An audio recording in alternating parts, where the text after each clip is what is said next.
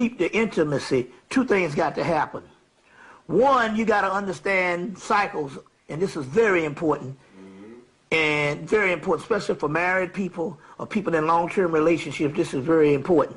Until you get to the highest level, which I thank God that I was able to enter into that realm, and I'm going to go into that later on. But at this particular time, as you normal folks, this, you know, what has to happen is just like anything else. Too much of something, too much of anything, you have a burnout. You're gonna light that burns the brightest, burns the least.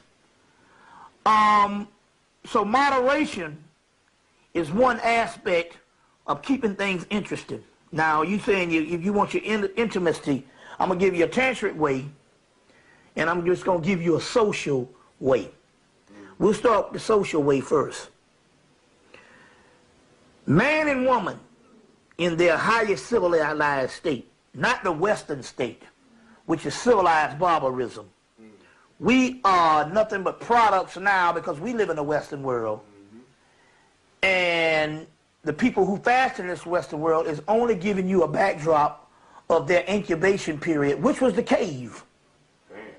So as the caveman, one thing happened, and this is the social aspect. Well, I'll give you the highest level first and can show you how it deteriorated or how we got in the opposite ends of the poles.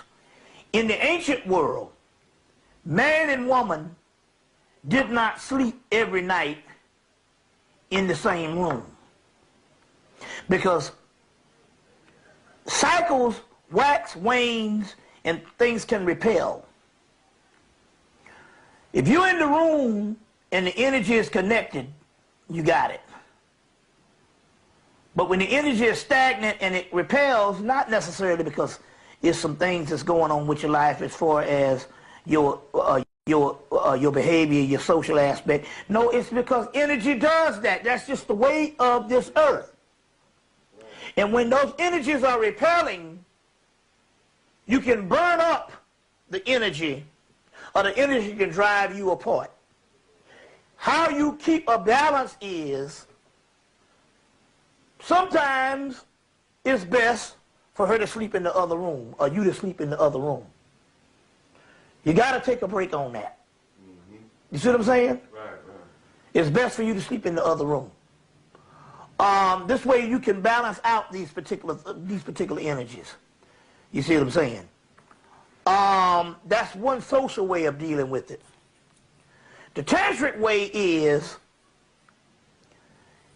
if the male retains his semen by learning the tantric way of not ejaculating, then what will happen here is he will draw in her energy, and as a result she can draw in his energy because that's just her nature anyway. He would draw in her energy, and by him drawing in her energy, the energy will be a part of him, and it will be stored in him, and the desire will never go away.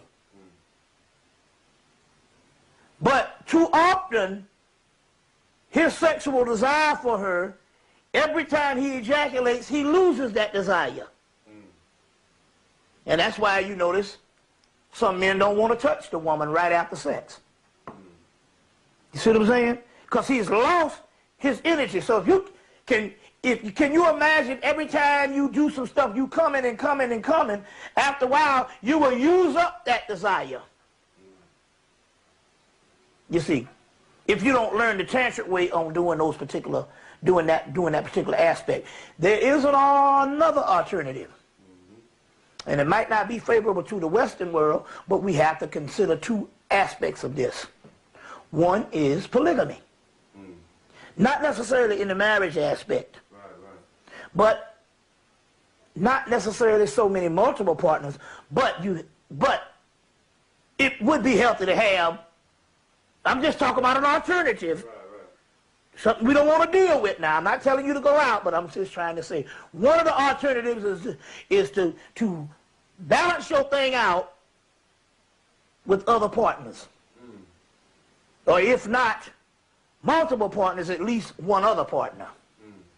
And that way you can keep the flow going and the interest in between the two. It would actually enhance some people's relationship.